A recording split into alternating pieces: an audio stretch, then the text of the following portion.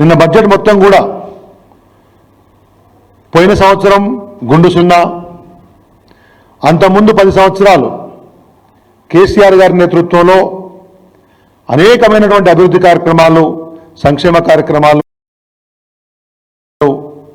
రాష్ట్రమైన తెలంగాణ చేపడితే నయా పైసా కూడా విధించలేదు. ఈసారి కూడా మళ్ళొకసారి అదే అంశాన్ని ఇవాళ రిపీట్ చేసినారు. ఇది పూర్తిగా కూడా కేంద్రంలో తెలంగాణ నుంచి ప్రాతినిధ్యం వహిస్తున్నటువంటి 8 మంది భారతీయ జనతా పార్టీ ఎంపీలు, దాంట్లో 2 కేంద్ర మంత్రులు ఉన్నారు, కిషన్ రెడ్డి గారు, బండి సంజయ్ గారు. అదేవిధంగా 8 మంది కాంగ్రెస్ ఎంపీలు, తెలంగాణ కాంగ్రెస్ ప్రభుత్వం, వీళ్ళందరి యొక్క సంయుక్త వైఫల్యంగా దీన్ని భావించాలి. ఎందుకంటే తెలంగాణ ప్రస్తావించినటువంటి యొక్క ఏ ఒక్క అంశానికి కూడా చిల్లి గవ్వ కూడా కేంద్రం విధించలేదు. నిన్న కిషన్ రెడ్డి గారు చెప్తా ఉన్నారు, ఢిల్లీలో ప్రెస్ మీట్ పెట్టాడు. ఢిల్లీలో ప్రెస్ మీట్ పెట్టి ఇది డ్రీమ్ బడ్జెట్, ఇది పేద మధ్యతరగతి వాళ్ళ బడ్జెట్ అని చెప్తా ఉన్నారు. నేను సూటిగా అడుగుతున్నాను కేంద్ర మంత్రి కిషన్ రెడ్డి గారిని, ఇది మీ తెలివి తక్కువదనానికి నిదర్శనము. తెలంగాణ రాష్ట్రానికి నయా పైసా రాని బడ్జెట్ ఈ రాష్ట్రానికి సంబంధించినటువంటి ఎంపీ, తెలంగాణ నుంచి కేంద్ర మంత్రి, ఆయనకు అది డ్రీమ్ బడ్జెట్ అట. ఈ తెలంగాణ ప్రజలు ఆలోచించాలి. విభజన చట్టాన్ని మొత్తంగా మర్చిపోయినారు.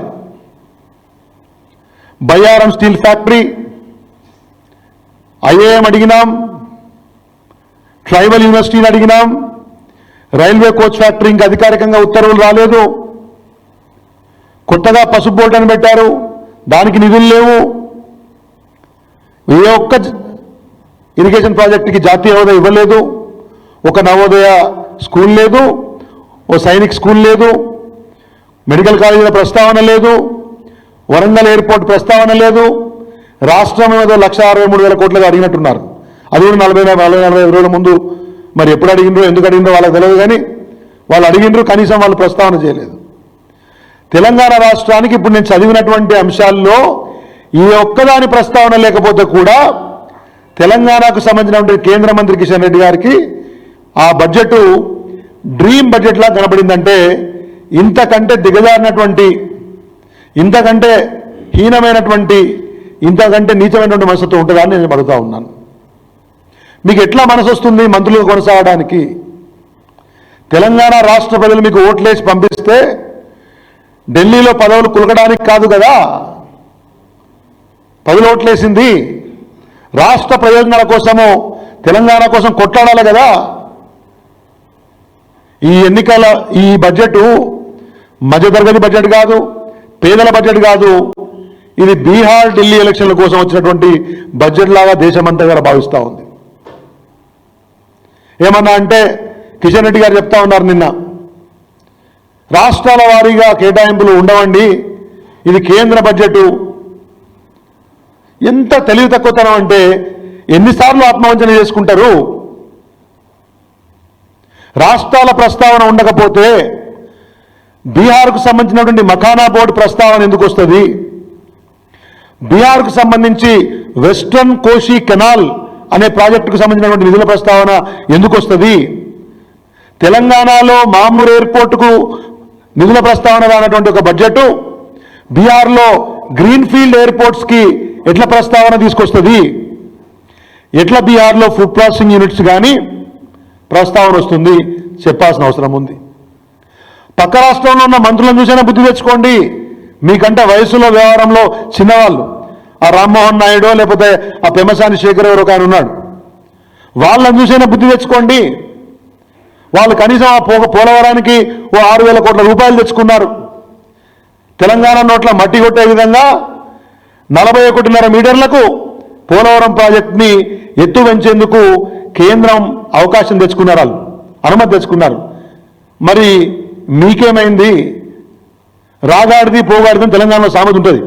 కొద్ది అసంగంగా అనిపించినా కానీ చెప్పాల్సి వస్తుంది, ఆవేదంతో మారాల్సి వస్తుంది. పోవాలి రావాలి, ఏం చేసిందా అంటే ఏదో తీర్థానికి పోయినట్టు పోవాలి రావాలి, ఢిల్లీకి పోవాలి రావాలి, ఎక్కే దిగే ఫ్లైట్ దిగు, ఏం తెచ్చినవరా అంటే ఏం లేదు. పైపెచ్చు వికసిత భారత్లో లక్ష్యాన్ని చేరే విధంగా బయట ఉందని కేసీఆర్ రెడ్డి గారు బీజేపీ నాయకులు చెప్తారు. అసలు వికసిత భారత్ అంటే ఏంటి? వికసిత భారత్ అనే దానికి ఏదైనా ప్రామాణికత ఉందా?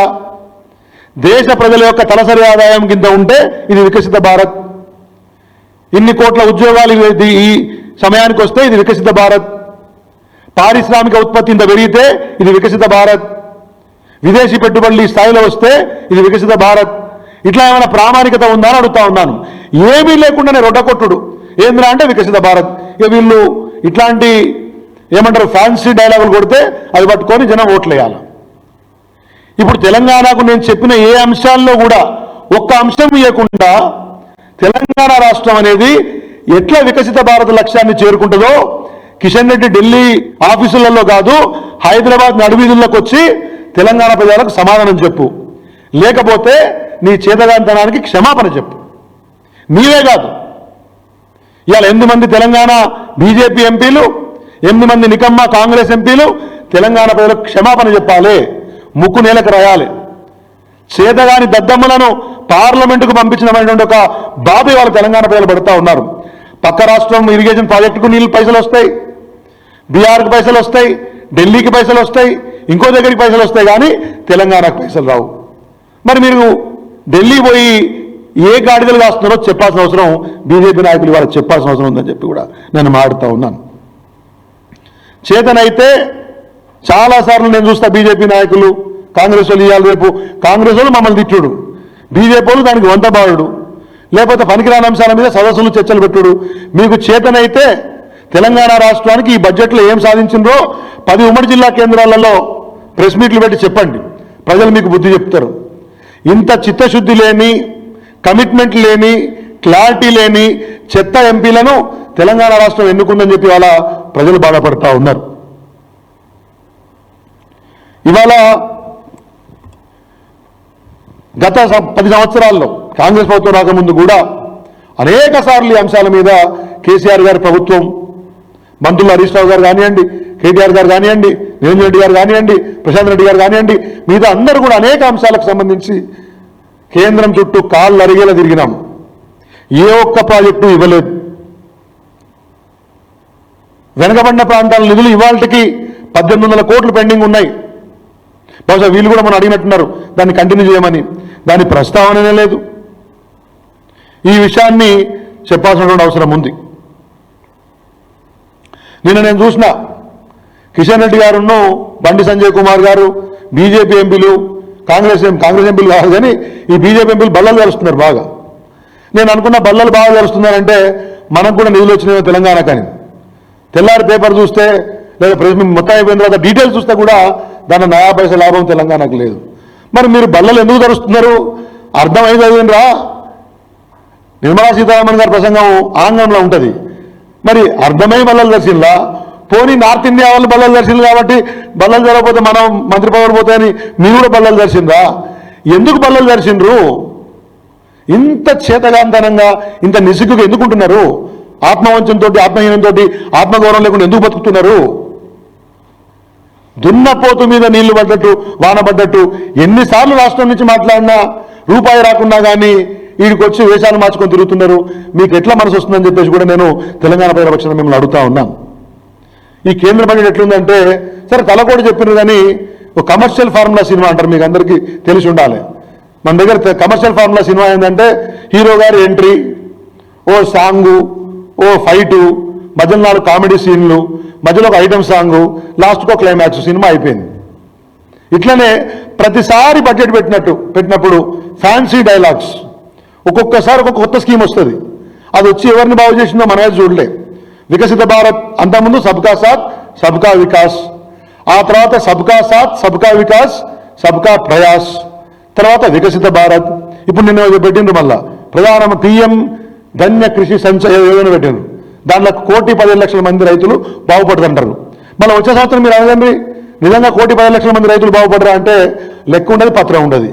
అంటే స్టేట్మెంట్లు, నినాదాలు ఎక్కువ వాళ్ళు ఇవ్వాలి, నినాదాలు ఫుల్, నిర్వహణ నిల్ అట్లా ఈ కేంద్ర బడ్జెట్ మనకి ప్రతిసారి కనబడతా ఉంది. పచ్చి అబద్ధాలు చెప్తా ఉన్నారు.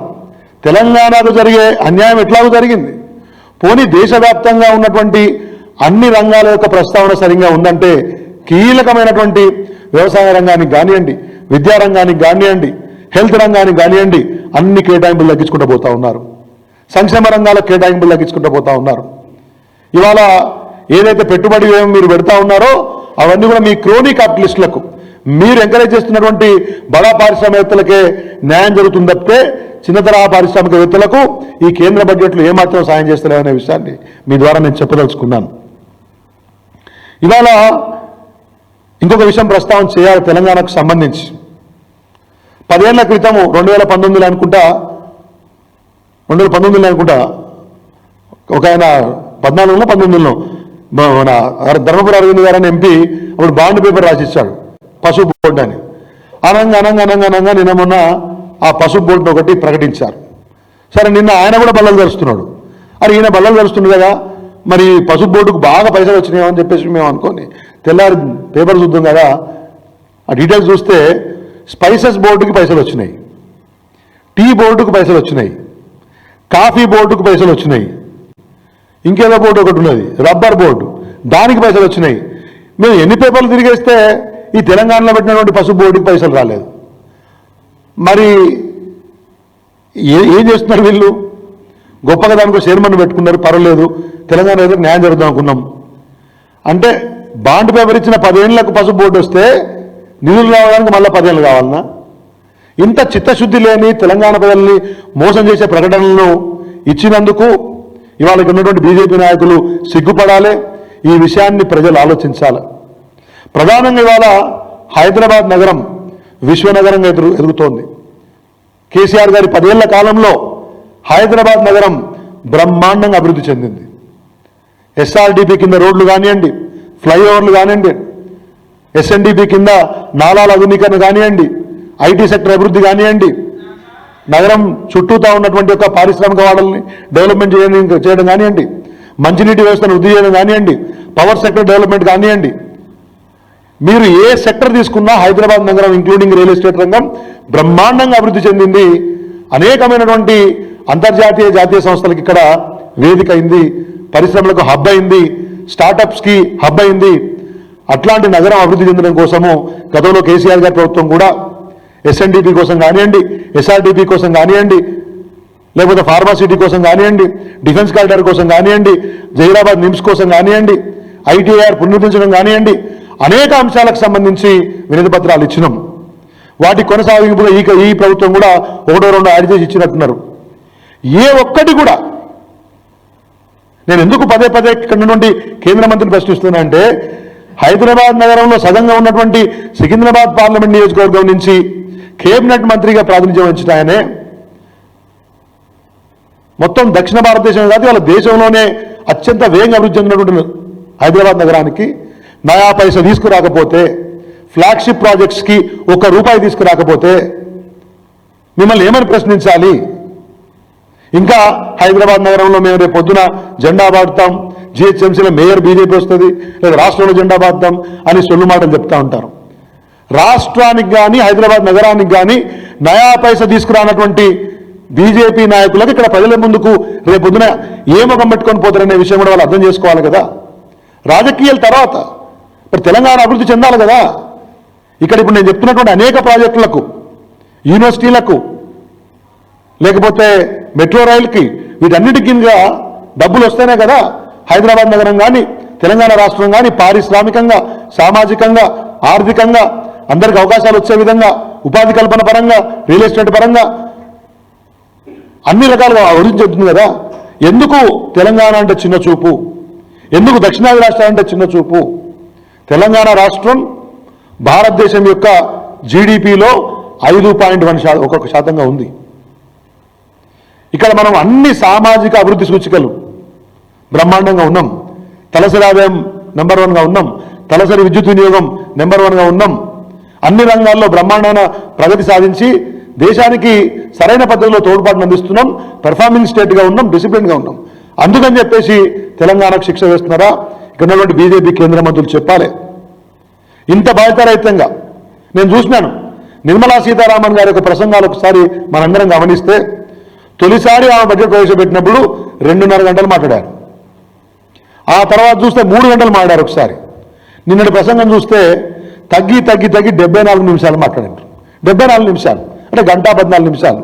నాకు తెలిసి కొన్ని రోజులు ఇంకొక 2 సంవత్సరాల తర్వాత పోతే ఇక చూడండి బడ్జెట్ మీ ఇష్టం ఉంటే చూసుకోవాలి, కష్టం ఉంటే మీటింగ్ పోరని చెప్పి టేబుల్ మీద వేసిపోతారేమో. అంటే అంత అధ్వానంగా, అంత కమిట్మెంట్ లేకుండా రాష్ట్రాల అవసరాలు, రాష్ట్రాల యొక్క అవసరాలను గౌరవిస్తూ వాళ్ళు ప్రస్తావించిన అంశాలను మినిమం మాట్లాడకుండా వాళ్ళకి ఇష్టమున్న రాష్ట్రాలకు మేలు చేస్తూ కొనసాగినటువంటి ఏకైక బడ్జెట్ నిర్మలా సీతారామన్ బడ్జెట్. ఇంకా పైపెచ్చు ఆ ఒక్క ఐటీ, పర్సనల్ ఐటీకి సంబంధించి మినహాయింపులు ఇచ్చి దేశానంద బాగు చేసినట్టు. దాంట్లో వాస్తవానికి వచ్చింది ఏమయ్యా అంటే ఆ 4 లక్షల రూపాయల వరకు ఉన్న మినహాయింపే. మిగతా వాటికి 100 లెక్కలు ఉన్నాయి. అవి రేపు పొద్దున ప్రజలకు గమనంలోకి వస్తాయి. మధ్యతరగతి బడ్జెట్ ఇది ఒక ఫార్స్. ఈ బడ్జెట్ మధ్యతరగతి బడ్జెట్ అంటే ఫార్స్. ఇది మీరు పెట్టిన అనేకమైనటువంటి విధానాలు మీ యొక్క క్రోనీ క్యాపిటలిస్టులకు, మీరు ఎవరినైతే రోజు ప్రోత్సహిస్తున్నారో ఆ పెట్టుబడిదారులకి పనికొచ్చే బడ్జెట్ ఉంది ఇది. కాబట్టి నేను చివరిగా చెప్పేది ఏంటంటే ఇవాళ తెలంగాణ రాష్ట్రానికి ఈ మొత్తం అంశాన్ని ముఖ్యం చేయాలంటే మరొకసారి తెలంగాణకు కేంద్ర ప్రభుత్వం మొండి చేయి చూపించింది, నష్టం చేసింది, వివక్ష చూపించింది.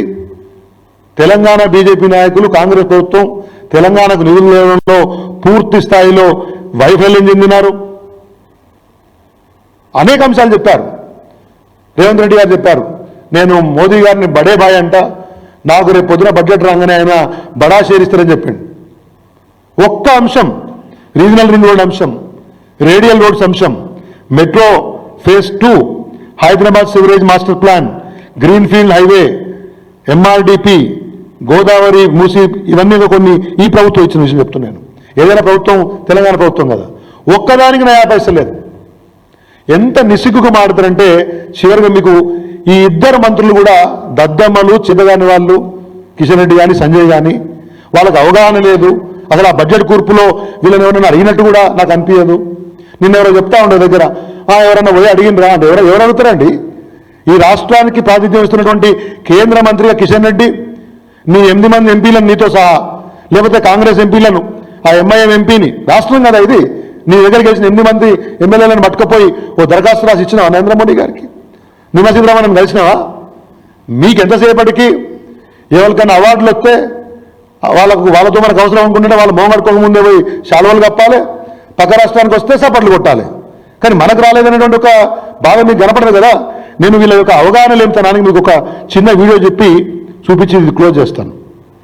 ఇప్పుడు బండి సంజయ్ అంటే ఒక కేంద్ర మంత్రి ఇక్కడ, అంటే వాళ్ళని ప్రస్తావించి చెప్పాలని కాదు, ఎంత అవగాహన రావచ్చామంటే ఇది వినాలి సోదరులు. ఇగో ఈ పసుపు బోర్డు స్టార్ట్ అయినప్పుడు అది అసలు ఎంత కఠినంగా స్టార్ట్ చేశారంటే కేంద్ర మంత్రి, నిజామాబాద్ ఎంపీ ఇద్దరే. ఈ రాష్ట్ర ప్రభుత్వానికి పిలుపు లేదు, ముఖ్య పార్టీలకు పిలుపు లేదు, గతంలో రిప్రజెంట్ చేసిన వాళ్ళకి పిలుపు లేదు. ఇక పోయి ఇక్కడ చైర్మన్ అయిన పనగంగారెడ్డి గారు ఉన్నారు, ఆయన పోయి వాణిజ్య భవన్లో ఆఫీస్ ఓపెన్ చేస్తే కేంద్ర మంత్రి రాలే, అంటే వాణి బేసిక్గా పీయూష్ గోయల్ రావాలి, ఆ కన్సర్న్ మంత్రి, ఆయన రాలే. రాష్ట్రానికి పోయిన మంత్రులు ఉన్నారు, వాళ్ళు పోయినరా, వాళ్ళు పోలే. ఎంపీలు పోయినరా, వాళ్ళు పోలే. మరి కేంద్ర ప్రభుత్వ అధికారులు వచ్చిందా, వాళ్ళు రాలే. పోనీ ఇప్పుడు ఆ ప్రాంత ఎమ్మెల్యేలు కొంతమంది ఉన్నారు, ఆర్మూర్ ఆయన, ఆదిలాబాద్ ఆయన, ఆ ప్రాంత పసుపు ఎక్కువ ఉందనుకుంటే వాళ్ళు ఎవరు పోలే. అంటే ఏంది? వాస్తవానికి మీకు తెలిసింది లేదు, ఏదో పేపర్ రాసిండ్రు, ఆడ పడేసిండ్రు, చైర్మన్ చేసిండ్రు, అయ్యేది లేదు, దాంట్లో నిధులు లేవు. ఇక చూడండి బండి మంచి సంజయ్ స్టేట్మెంటు, ఆ రోజు వాళ్ళు ఒక జూమ్ మీటింగ్ పెట్టుకొని స్టార్ట్ చేసిండ్రు. జూమ్ మీటింగ్ పెట్టి బోర్డు స్టార్ట్ చేస్తే ఇక చూడండి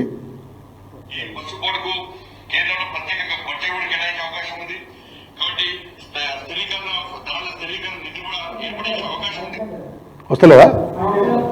ఇప్పుడు మళ్ళా కొడతారు. ఈ పసుపు బోర్డుకు కేంద్రంలో ప్రత్యేకంగా బడ్జెట్ కూడా కేటాయించే అవకాశం ఉంది. కాబట్టి ధరల స్థిరీకరణ నిధి కూడా ఏర్పడే అవకాశం ఉంది. ఈ పసుపు బోర్డుకు కేంద్రంలో ప్రత్యేకంగా బడ్జెట్ కూడా కేటాయించే అవకాశం ఉంది. కాబట్టి ధరల స్థిరీకరణ నిధి కూడా ఏర్పడే అవకాశం ఉంది. ఎవరో రాసిచ్చింది అది అవగాహన లేని ముచ్చట అందరికి ఎరికైంది. అంటే ఎంత నిస్సిగ్గుగా మరి వాళ్ళు అడగాలి కదా, వాళ్ళు చెప్పారు కదా, మరి వాళ్ళు చెప్పాలి కదా. నేను అందుకనే ట్వీట్ రూపంలో కూడా చెప్పినాయాలి. ఇవాళ డిమాండ్ చేస్తా ఉన్నా, పసుపు బోర్డుకు 40 పైసలు ఎందుకు ఇవ్వలేదు, తెలంగాణ పైన ఎట్లా మోసం చేస్తా కూడా రేపు చెప్పాలి. కాబట్టి ఇప్పటికైనా కేంద్ర ప్రభుత్వం కళ్ళు తెరిచి అట్లీస్ట్ ఫర్దర్ ప్రాసెస్లోనైనా కానీ కేంద్రం నార్మల్గా ఉన్నటువంటి అన్ని కేంద్ర ప్రాయోజిత పథకాల నుంచి డబ్బులు కొంత వస్తాయండి. ప్రత్యేకంగా మన రాష్ట్రానికి అయితే ఏమీ చేయలే. ఇలా పోలవరం కూడా 41.5 మీటర్స్కు ఎత్తుగా 38 మీటర్స్ ఉండే. అప్పటికే మనకు ముంపు కథాకరకన్నా భద్రాచలంలో పెద్ద పంచాయతీ ఇవన్నీ ఇబ్బందులు ఉండే. ఇప్పుడు 41.5 మీటర్లకు మీరు ఎత్తు పెంచుకుంటే మరి పరిస్థితి ఏం కావాలో ఈ రేవంత్ రెడ్డి ప్రభుత్వం కళ్ళు తెరిచి దాన్ని కూడా పూర్తి స్థాయిలో అడ్రస్ చేయాలి. ఇప్పటికే గోదావరి బనకచెర్లని నీళ్లు గుంజుకపోయే ప్రయత్నం చేస్తుంటే దాని గురించి కూడా మాట్లాడతలేరు, కృష్ణావాడ గురించి మాట్లాడలేరు. టాపిక్ వేరైతుంది కానీ చెప్తున్నాను, దీన్ని కూడా కొంచెం తీసుకోవాలి. ఇప్పటికైనా కేంద్రం తెలంగాణకు సంబంధించిన ప్రాజెక్టుల మీద సవత్తల ప్రేమ కాకుండా ఇక్కడ ప్రజల డిమాండ్లకు అనుగుణంగా వీటిని నెరవేర్చాలి. ఇక్కడ బీజేపీ ఎంపీలు, ఇక్కడ 2 కేంద్ర మంత్రులు, మీకు ఏమైనా సోయి ఉంటే, తెలంగాణ పట్ల చిత్తశుద్ధి ఉంటే, మీకు ఓట్లు వేసినటువంటి ప్రజల పట్ల మీకు ఏమైనా కనీసమైనటువంటి ప్రేమ ఉంటే, ఆత్మగౌరవం ఉంటే, విభజన చట్టంలోని హామీలతో పాటు అనేకమైన అంశాలని కేంద్రం ముందు ఉంచడం, వాటిని వివిధ పద్ధతుల్లో సాధించే విధంగా ప్రయత్నం చేయాలని చెప్పేసి కూడా బీఆర్ఎస్ కోరుతోంది, ఘనంగా డిమాండ్ చేస్తుంది. మీ యొక్క చేతగాంతనం ఇట్లనే కొనసాగితే పూర్తి స్థాయి పోరాటము క్షేత్రస్థాయిలో ప్రజల వైపు నుంచి పోరాడతామనే విషయాన్ని కూడా మీ ద్వారా తెలియజేస్తున్నాను. జై తెలంగాణ.